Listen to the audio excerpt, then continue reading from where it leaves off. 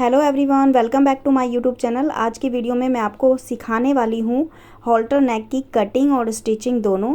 तो आज हम इस ब्लाउज़ की कटिंग और स्टिचिंग दोनों सीखेंगे।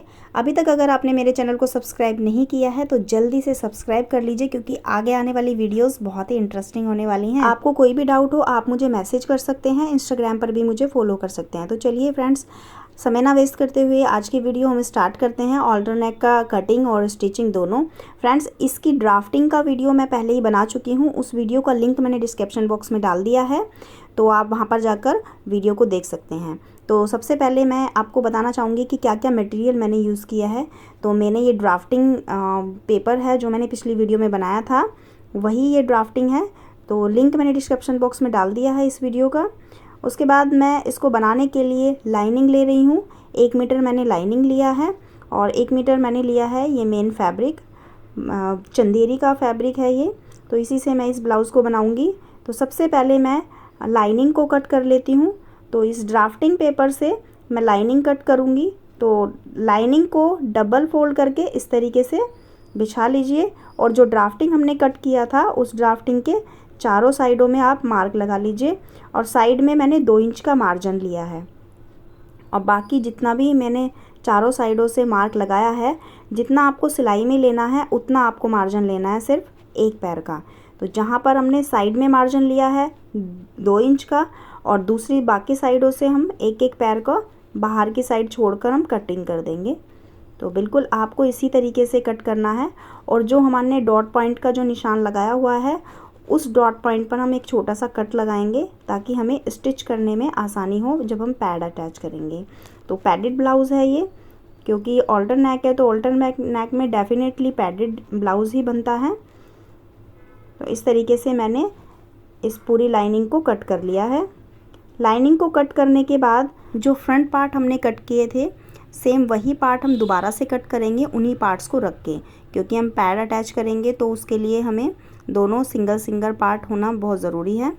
तो इस तरीके से मैंने फ्रंट वाले पार्ट डबल कट किए हैं। एक पार्ट पे हम जो मेन फैब्रिक है उसको कच्चा करेंगे और एक पार्ट पर हम पैड अटैच करेंगे। तो इस तरीके से मैंने डबल पार्ट को कट कर लिया है।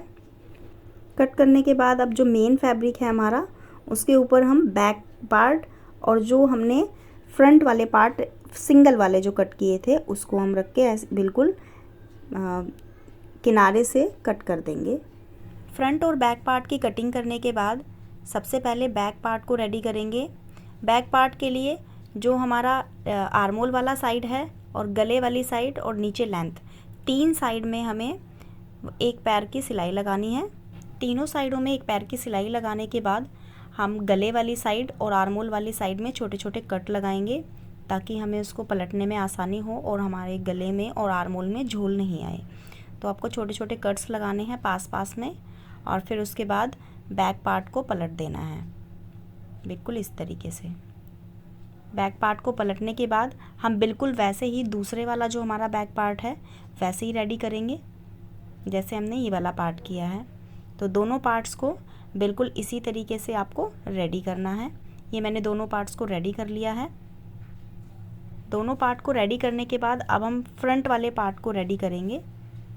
फ्रंट पार्ट को रेडी करने के लिए दोनों पार्ट्स को डॉट पॉइंट से मिलाकर स्टिच करना है और एक पैर की सिलाई लगानी है। बिल्कुल गोलाई में आपको दोनों पार्ट को स्टिच करना है, बिल्कुल इसी तरीके से।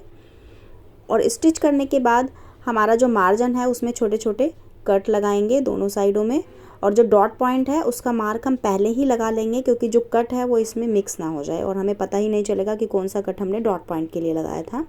तो सबसे पहले हम डॉट पॉइंट के लिए मार्क लगा लेंगे। उसके बाद हम जो हमारा मार्जिन है उस मार्जिन को दोनों साइडों में रख करना है आपको, बिल्कुल इस तरीके से उसको सेट कर लीजिए प्रेस से। मेन फैब्रिक वाला पार्ट हमारा रेडी है। अब बिल्कुल इसी तरीके से हमें जो लाइनिंग वाला पार्ट हमने अलग कटिंग किया था उसको भी वैसे ही अटैच करना है। तो ये मैंने दोनों साइडों में स्टिच कर उसको भी रेडी कर लिया है। अब लाइनिंग वाले पार्ट पर पैड को अटैच करेंगे। तो पैड को इस तरीके से फोल्ड कर लीजिए और पैड के सेंटर पर मार्क लगा लीजिए। तो जो हमारा लाइनिंग वाले पार्ट पर हमने डॉट पॉइंट का निशान लगाया था और पैड का जो सेंटर है, उन दोनों को अटैच करके पैड के बिल्कुल सेंटर पर ऑल पिन लगाकर उसको सेट कर लीजिए। ऑल पिन लगाने से हमारा जो पैड है वो बिल्कुल सेट हो जाएगा। उसके बाद हम एक बार चेक कर लेंगे कि हमारे जो पैड हैं वो सेंटर पर लगे हैं या नहीं। फिर उसके बाद हम पैड के चारों तरफ बिल्कुल इस तरीके से सिलाई लगा देंगे। पैड को सिलाई लगाने के बाद अब जो हमने मेन फैब्रिक को रेडी किया था वो हम इस पार्ट में अटैच करेंगे। तो जो हमारा पैड वाला पार्ट है उसको हम सीधे साइड रखेंगे और जो हमारा मेन फैब्रिक है उसका जो सीधा पार्ट है वो नीचे की साइड रखेंगे। फिर उसके बाद हमें नीचे से एक पैर की सिलाई लगानी है और दोनों साइडों में जो आर्मोल की शेप हमने दी थी हॉल्टर नेक की, उस पर भी एक पैर की सिलाई लगानी है। तो दोनों साइडों में एक पैर की सिलाई लगा ली है। अब जो ऑल्टर वाली साइड है वहाँ पर हम छोटे छोटे कट्स लगाएंगे ताकि हम उसको पलटेंगे सीधी साइड, तो हमारी जो आर्मोल वाली साइड है वहाँ पर झोल नहीं आएगा। तो ये कट लगाना बहुत ज़रूरी है। इस तरीके से हम छोटे छोटे कट्स लगाएंगे और कट लगाने के बाद हमारा जो पार्ट है ये फ्रंट पार्ट, उसको हम सीधा कर लेंगे इस तरीके से। तो मेरा पार्ट बिल्कुल सीधा हो गया है। आप देख सकते हैं कि चारों साइड में ये अंडरग्राउंड स्टिच हो गया है। अब हम बैक पार्ट को सिल लेंगे।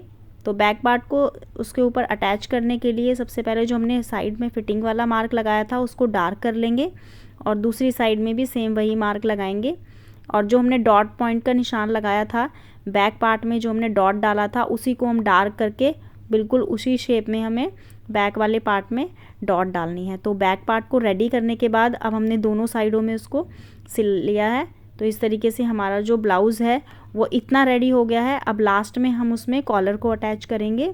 कॉलर को अटैच करने के लिए जो मैंने ड्राफ्टिंग में कॉलर कटिंग किया है उसी ड्राफ्टिंग को रख के मैं कॉलर को कटिंग करूँगी। कॉलर कटिंग करने के लिए मैंने लिया है ये पेस्टिंग। तो पेस्टिंग के ऊपर बिल्कुल उसी तरीके से मार्क लगा लिया है।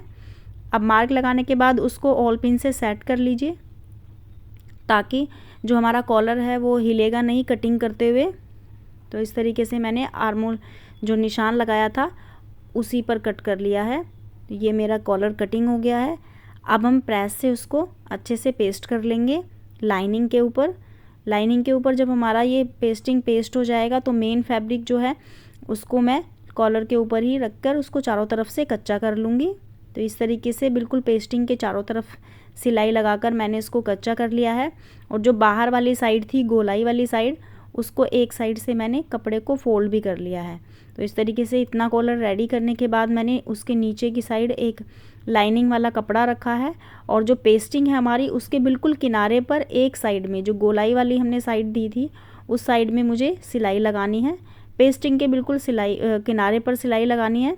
उसके बाद जो मैंने एक पैर का कपड़ा छोड़ा है उसी के बराबर बिल्कुल उसको कट कर देना है। छोटे छोटे कट्स लगाने हैं ताकि कॉलर को पलटने में आसानी हो और झोल नहीं आए।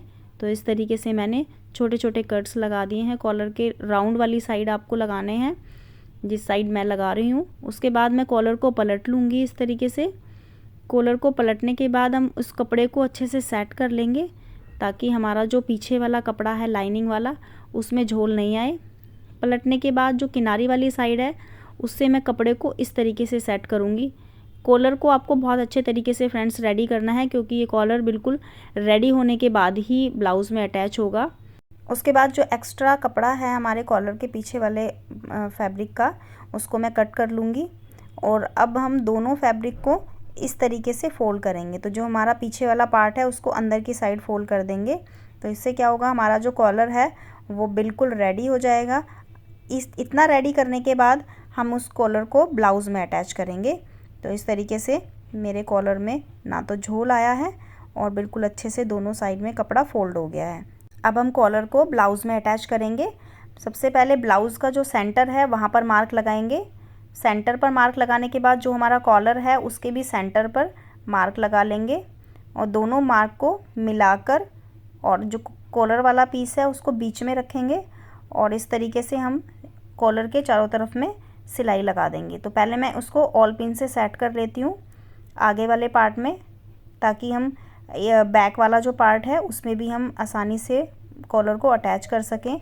और जो सिलाई हमें किनारे पर लगानी है वो एक साथ ही मैं चारों साइडों में सिलाई लगाऊंगी।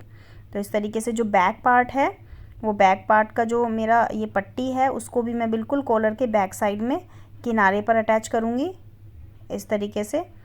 और जो दूसरे वाली पट्टी है उसको भी मैं इस तरीके से ही अटैच करूँगी। तो दोनों पट्टियों को अटैच करने के बाद अब मैं सिलाई लगाऊंगी किनारे पर। और इस तरीके से मेरा जो ब्लाउज़ है वो पूरा रेडी हो गया है। हर बार की तरह जैसे मैं आपको दिखाती हूँ पीस रेडी होने के बाद, तो इस बार भी मैं इस ब्लाउज़ को आपको डम्मी पर लगा कर दिखाती हूँ। तो देखिए फ्रेंड्स, ये मेरा ब्लाउज़ बनकर रेडी हो गया है। कितना प्रीटी लुक लग रहा है बैक से भी और फ्रंट से भी। तो बैक का डिज़ाइन भी इसका काफ़ी अच्छा है। फ्रेंड्स, अगर आपको वीडियो अच्छा लगा हो तो वीडियो को लाइक करना ना भूलना। मिलती हूँ आपसे ऐसी ही नई वीडियो में नए टॉपिक के साथ। तब तक के लिए बाय बाय।